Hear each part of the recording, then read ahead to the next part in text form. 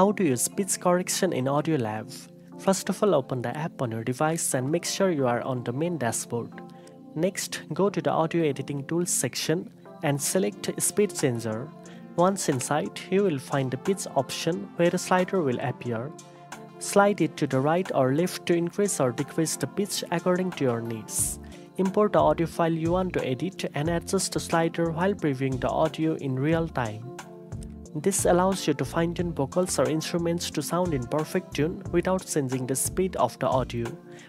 This tool is perfect for correcting off-key notes, enhancing musical performances, or creating creative pitch effects.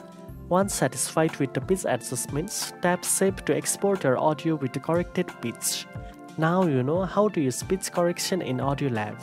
If you found this video helpful, don't forget to like, share and subscribe for more audio editing tips. Thanks for watching and I'll see you in the next one.